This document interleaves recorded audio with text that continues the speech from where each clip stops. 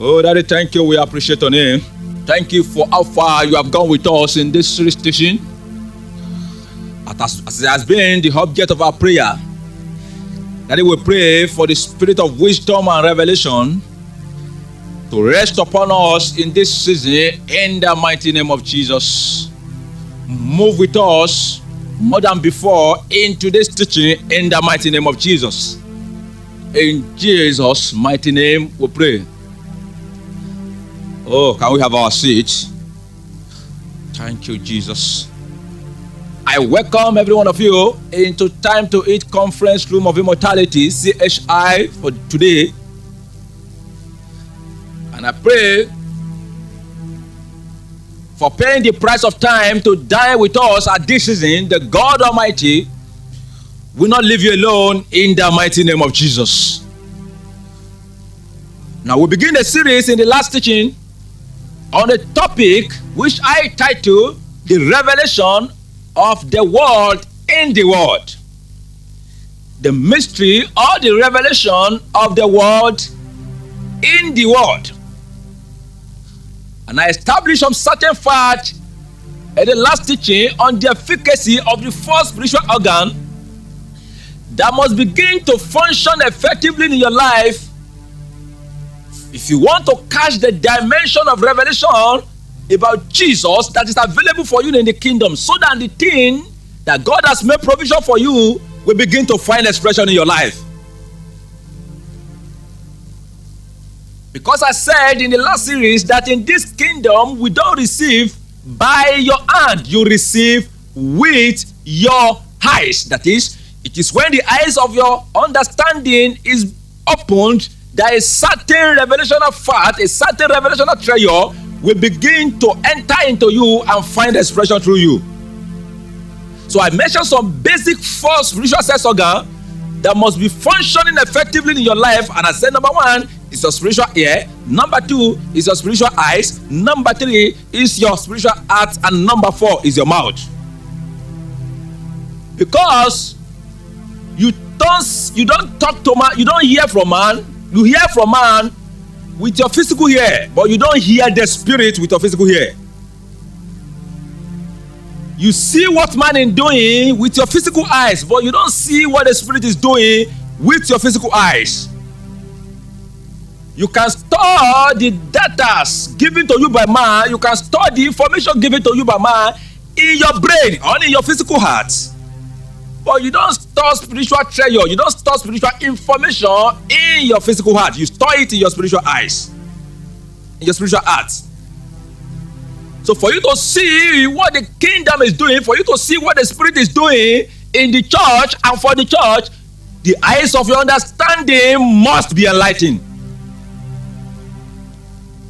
For you to hear what the spirit is saying to the church and in the church, the eyes of your understanding, the ear of your understanding, or the ear, your spiritual ear, I meant to say, must be opened.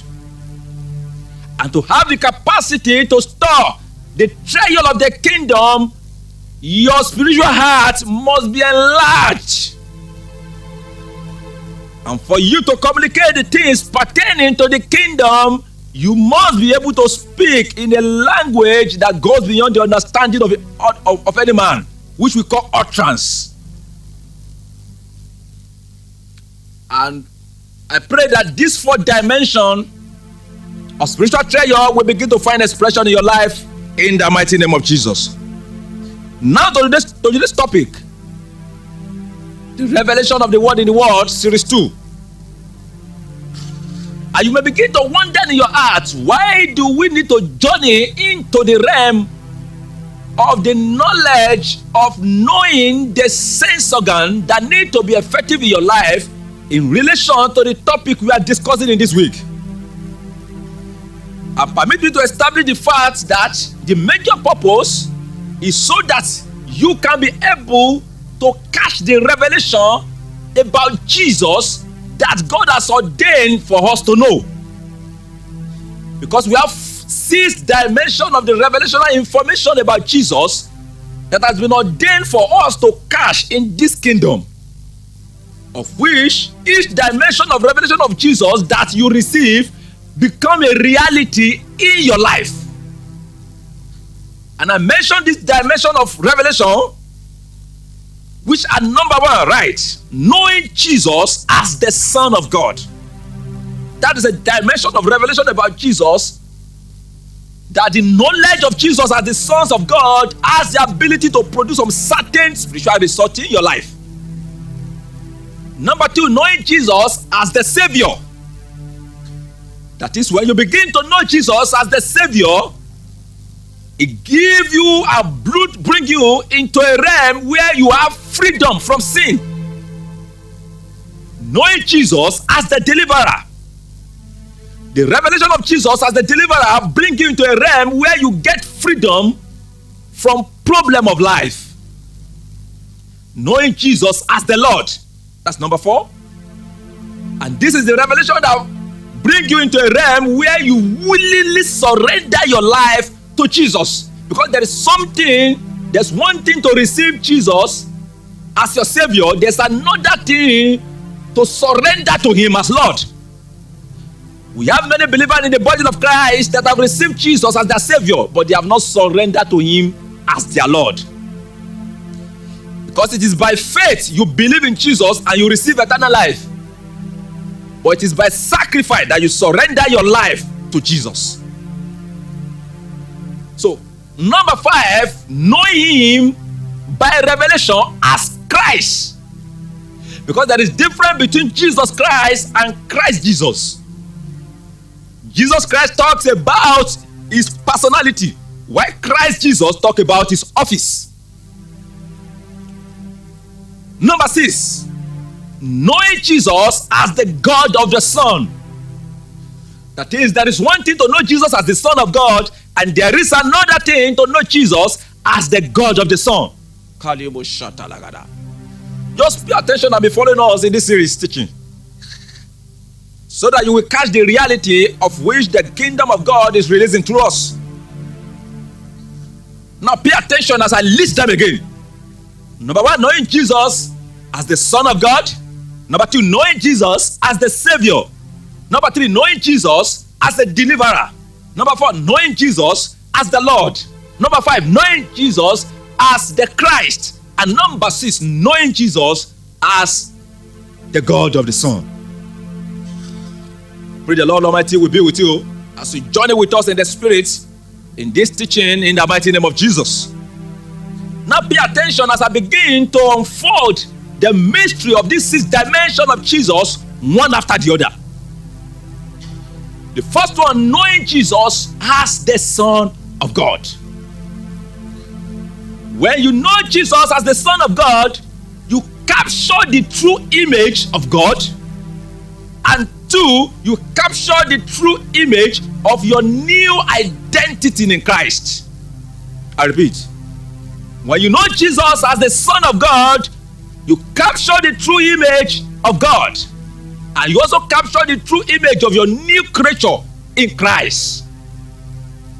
Because when you look unto man, you see the pure revelation of the Adamic nature that you received through Adam. But when you look unto Jesus, the Son of God, you see the true identity of the image that you lost in Adam. Because Christ, the Son of God, is the Word of God that became flesh and dwelt among men.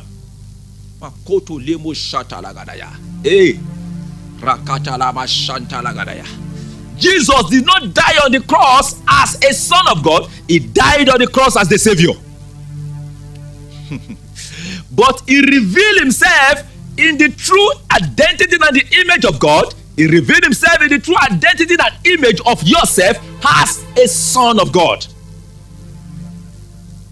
So if you want to know yourself, you study Jesus as the Son of God, not Jesus the Savior.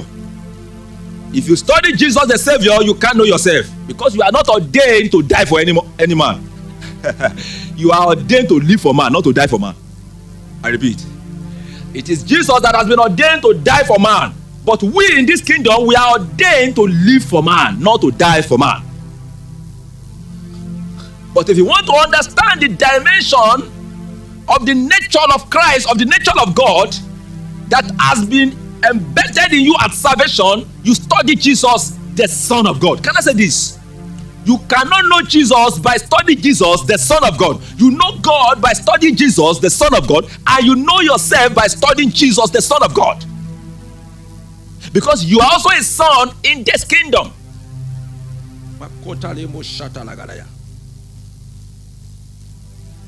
I repeat again. You don't study Jesus, the flesh and blood, to know Jesus. You study Jesus, the flesh and blood, to know God and also to know yourself. Because Jesus did not come to show himself, he came to show God. I repeat. Jesus did not come to reveal himself, he came to reveal God, because he is the visible creation, he is the visible personality that revealed the invisible God. You may begin to ask, why is it that Jesus didn't come to reveal himself? It is an ordained principle in the kingdom that there is no personality that must or should reveal himself. That is, if the kingdom wants you to know a personality, another personality must rise to reveal that same personality. No personality in the kingdom or of the kingdom of light is ordained to reveal himself by himself. If you can get the revelation of Jesus as a person, it is not Jesus that reveals himself to you. I repeat, if you can catch the revelation of the person of Jesus as Jesus or as Christ, it is not Jesus that revealed that personality to you. It is another personality that revealed that Jesus to you. You can see the reason why Jesus asked his disciple, whom do men say that I am? And Peter, by divine technology, begin to download from the eternal realm, and he said, you are Christ. And Jesus looked at him. No. He said, flesh and blood has not revealed this to you, but my Father who art in heaven. He didn't say flesh and blood did not reveal this to you, but you know it by watching or observing me. Because when it comes to that dimension of knowing Jesus, you don't know him by observation. You don't know him by studying him. When you study Jesus, you know God. When you study Jesus, you know yourself. Because another personality must rise to reveal the identity of Jesus to you, if you want to know the person of Jesus by yourself. Because in the kingdom, you don't reveal yourself by yourself. So that is why the spiritual organogram of revelation is that if you want to know Jesus, if you want to know God, Jesus has come to reveal the person of God to you. If you want to know Jesus, Holy Spirit has come to reveal the person of Jesus to you. That is, Jesus is the one that has been ordained to reveal God and to reveal you. Holy Spirit is one that has been ordained to reveal Christ. And man is the one that has been ordained to reveal Holy Spirit in manifestation and reveal Christ in character. So I say somebody is not getting the organogram. Jesus is the one that has been ordained to reveal the personality and the nature of the image of God, and to also reveal the personality and the nature of your true identity and your true image that you lost in Adam.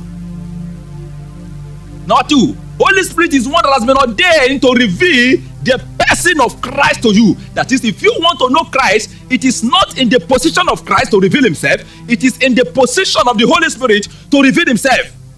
God the Father revealed Jesus to Peter because Holy Spirit has not come.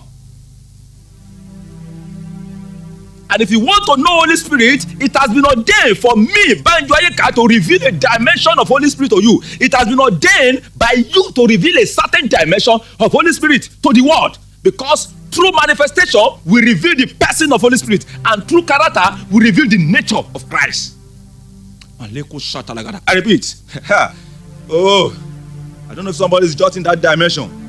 Through manifestation, we reveal the personality of the Holy Spirit. And through character, through nature, through lifestyle, we reveal the person and the personality of Christ. So man has been ordained to reveal two personalities, the Holy Spirit and Jesus. Holy Spirit has been ordained to reveal one personality, and it is Christ. Christ has been ordained to reveal two personalities, which is God and us. Maleko Shatalagada. Can you see? Because that is the system of humility that the kingdom has put in place. It's not that God cannot reveal himself by himself. It's not that Jesus cannot reveal himself by himself.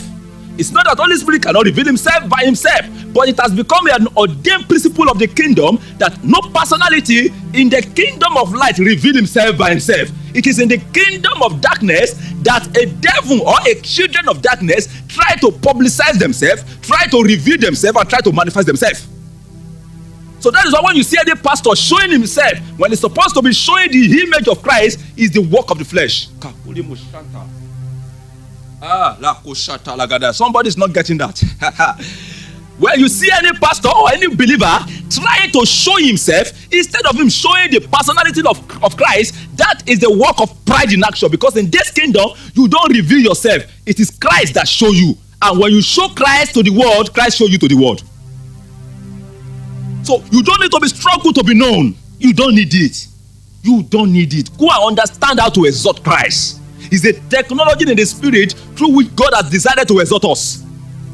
Go and understand how to magnify Christ. Go and have the understanding of how to show Christ to the world. When you begin to show Jesus to the world, Jesus will take it upon himself to show you to the world. It's not a matter of praying for glory. It is a wrong technology to gather in a mountain and begin to pray for glory. When you want to show the glory of Jesus, Jesus will make it upon himself and reveal the glory of God in your life. Because it is an ordained protocol in the kingdom that a personality doesn't reveal himself. So when Jesus came as a son of God, he came with the intention of showing God to us. That was when he was discussing with his disciple. Is it not in John 12? And Paul, Stephen, is it Stephen or Philip? Philip got confused. He got worried. And he faced Jesus face to face and said, Jesus, show us the Father and we will be settled. And Jesus uttered a statement to him. And he said, you have been with me for long, and yet you don't know the Father. That is, I came to reveal Father to you. I don't come to reveal myself. I came to show you Father. It is, if you want to know me, it is not in my responsibility to show myself to you. That is why, let me drop the pride of all those that call themselves apostles because Jesus appeared to them in dream. You don't know Jesus by dream or by vision. You know him by the revelation of the Holy Spirit. That Jesus appeared to you in dream is nothing bad in that. I don't condemn it. That Jesus appeared to you in vision, there's nothing bad in that. But I'm using this opportunity to tell you that you cannot know Jesus through vision. You can't know Jesus through dream. You know Jesus by the revelation of who? The Holy Spirit. Because he said it in John chapter 16 verses 13. He said, when the Spirit of the truth comes, he will not speak himself. That is, he will reveal, he will take out of me Christ and reveal it to you. So we were able to know Holy Spirit in the body of Christ today, not because Holy Spirit revealed himself to us, but because men reveal him to us. I repeat, we don't know Holy Spirit today in the body of Christ, not because Holy Spirit revealed himself to us, because it is ordained that no personality reveal himself by himself. We were able to begin to know the move, the works of the Holy Spirit in the body of Christ by studying men that carried a dimension of that personality. When you study a man that carry a dimension of Holy Spirit, you can able to study that man and study the move of God in his life and be able to come to a dimension of the revelation of a fact that this is the work of the Holy Spirit. We were able to know that the gift of the Spirit is healing gift because some men manifested it.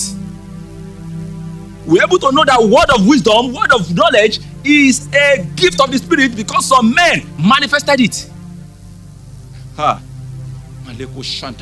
So I'm using this opportunity to ask you, if it is the ordination of Jesus to reveal God, and it is the ordination of Holy Spirit to reveal Christ, and it is the ordination of you to reveal Jesus and reveal Holy Spirit, I ask you, which dimension of Holy Spirit are you revealing to your generation? Which dimension of Jesus are you revealing to your generation?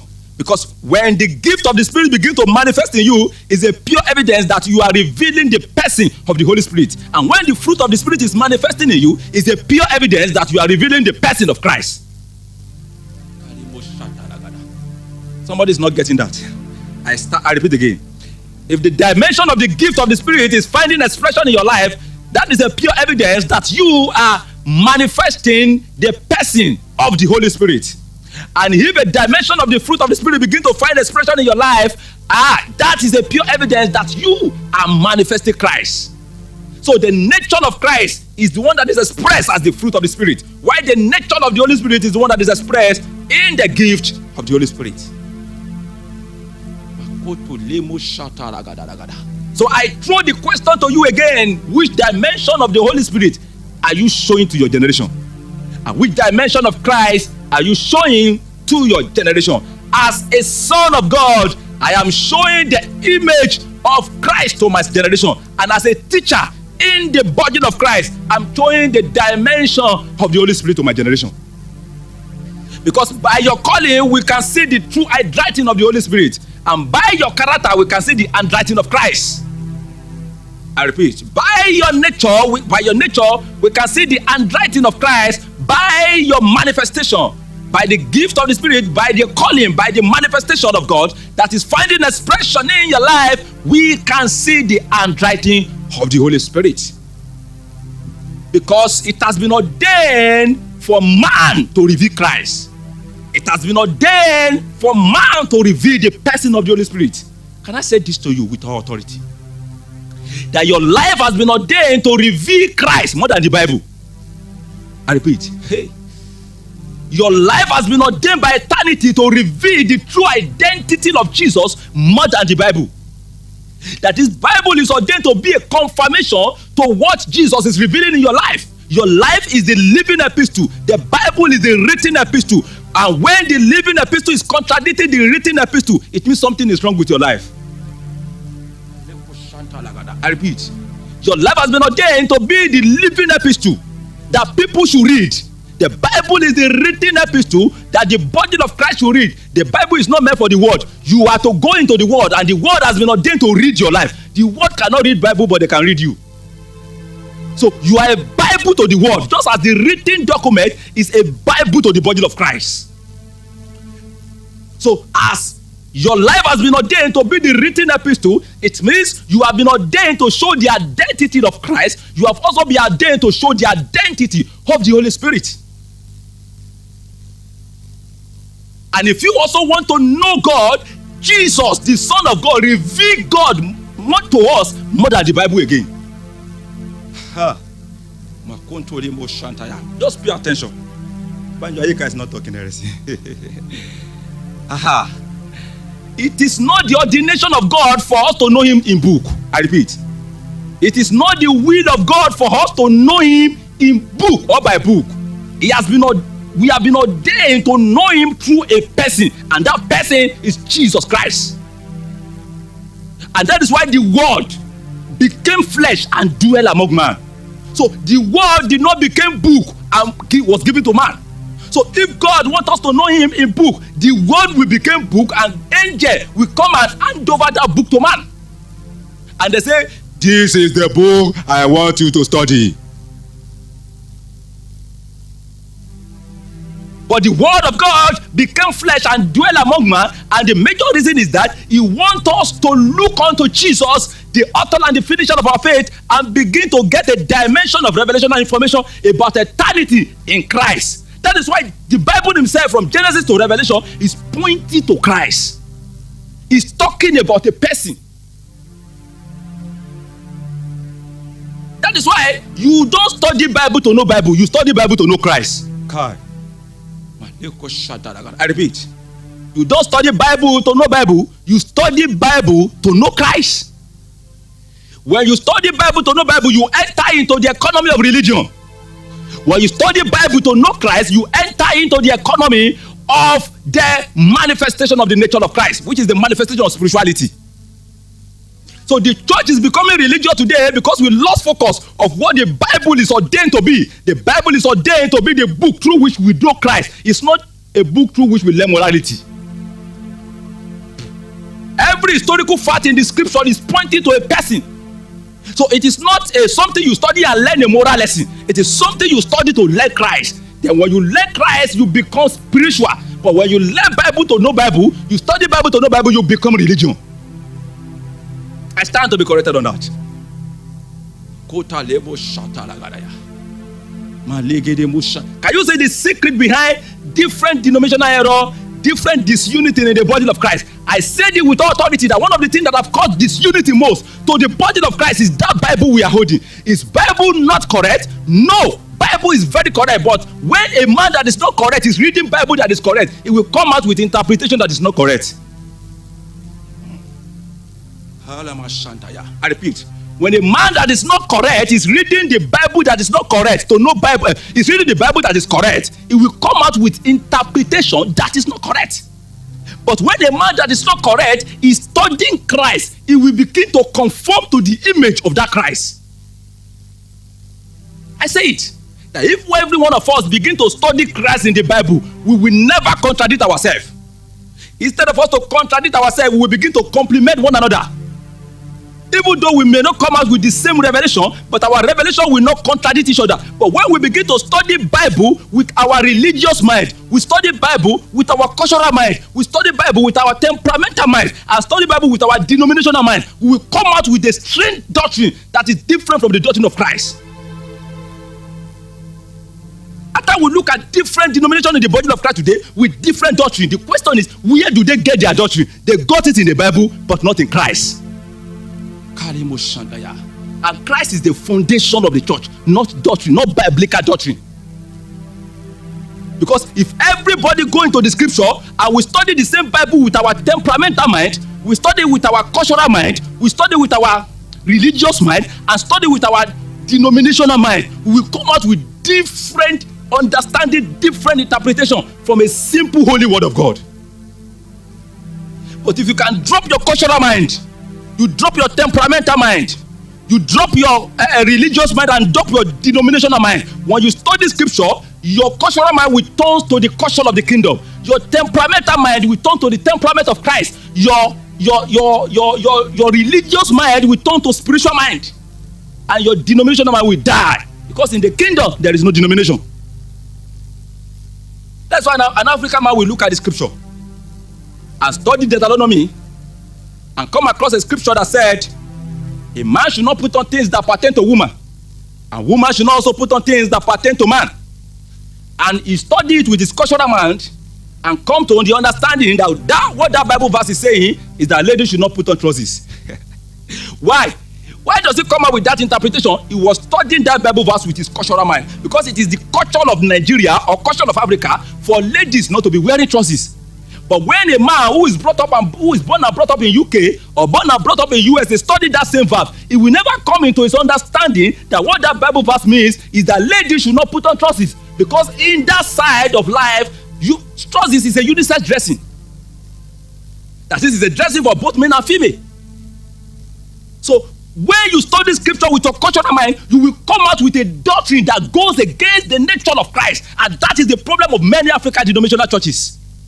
A man of God will study Bible, come out with a personal revelation, and he will establish a church based on personal revelation, and the whole body of Christ will begin to follow that dimension of personal revelation, and it will make them and turn them into religion when they're supposed to become spiritual. Because it is personal revelation, it is for you alone, not for the body of Christ. I said it with authority that if the body of Christ, if all this denomination we have in Nigeria, we drop their denominational mind and study Christ in scripture, they will cancel many doctrines that they have established in the church before they die. Because we don't study Bible to know Bible. We study Bible to know Christ. We study Bible to know Jesus, because the word has come to become flesh and dwell among man. It is the word that is the message. It is the word that became flesh that is the message. It is the word that became flesh that is the author and finisher of our faith, not the Bible. So there is difference between the Bible and Jesus Christ. There are two different things. The Bible is one of the books through which you can learn Christ. So if you can catch the revelation of the person of Jesus, that is the mystery through which men become the image of God. So, but if you fail to take your eyes, if you fail If you take your eyes away from Christ and begin to study Bible, you become the image of your general overseer, or you turn to the image of one kind of religion that is totally different from the doctrine that the apostle lay down for us. And I pray God will bless you in the mighty name of Jesus. See you in series 2, where we shall be talking about see you in series 3, series 3, where we shall be talking about the revelation of Jesus as the Savior. Thank you.